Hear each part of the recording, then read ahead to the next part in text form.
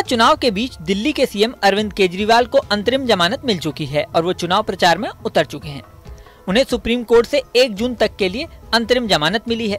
शनिवार को जेल से बाहर आते ही उन्होंने प्रेस कॉन्फ्रेंस की और उन्होंने बीजेपी पर अटैक किया। उन्होंने ये दावा करके सनसनी फैला दी कि अगर बीजेपी चुनाव में जीत भी गई तो पीएम मोदी अगले साल रिटायर हो जाएंगे और अमित शाह को पीएम बना देंगे। यही नहीं, केजरीवाल ने यह भी दावा किया कि बीजेपी जीतती है तो 2 महीने के अंदर पीएम मोदी सीएम योगी को हटा देंगे। इसके अलावा उन्होंने ये भी आरोप लगाया कि पीएम मोदी उनकी पार्टी को खत्म करने की कोशिश कर रहे हैं। इसी के साथ उन्होंने शनिवार को दिल्ली में रैली भी की। रविवार को उन्होंने 10 गारंटियां भी दी। माना जा रहा है कि उनकी 10 गारंटियां पीएम मोदी की गारंटियों का जवाब है। केजरीवाल के चुनाव प्रचार के बीच वो जज भी चर्चा में आ चुके हैं जिन्होंने केजरीवाल को जमानत दी।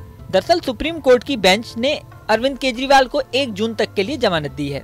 सुप्रीम कोर्ट की इस बेंच में जस्टिस संजीव खन्ना और जस्टिस दीपांकर दत्ता हैं। इसमें संजीव खन्ना ज्यादा महत्वपूर्ण व्यक्ति माने जा रहे हैं क्योंकि चीफ जस्टिस के बाद वह दूसरे सबसे वरिष्ठ जज हैं। कहा जा सकता है कि अगले चीफ जस्टिस बनने की रेस में हैं। संजीव खन्ना हाल ही में कई महत्वपूर्ण मामलों में फैसले कर चुके हैं। सीजेआई चंद्रचूड़ का कार्यकाल नवंबर 2024 को पूरा हो रहा है, जिसके बाद जस्टिस खन्ना 10 नवंबर 2024 से 13 मई 2025 तक चीफ जस्टिस के रूप में काम करेंगे। जस्टिस संजीव खन्ना करीब 5 साल पहले जनवरी 2019 में सुप्रीम कोर्ट के जस्टिस बने थे। साल 1983 में उन्होंने दिल्ली के जिला अदालत से प्रैक्टिस शुरू की और फिर दिल्ली हाई कोर्ट और ट्रिब्यूनल्स में वकालत की। हाल ही में उन्होंने कई महत्वपूर्ण मामलों में फैसले सुनाए। इसमें सबसे बड़ा मुद्दा चुनाव से ही जुड़ा है। चुनाव में वीवीपैट और ईवीएम मशीनों के वोटों के क्रॉस वेरिफिकेशन से जुड़ी याचिका को उन्होंने खारिज कर दिया था। उन्होंने अपने फैसले में ईवीएम की पवित्रता और देश के चुनाव आयोग पर भरोसे को लेकर विस्तार से लेख भी लिखा था।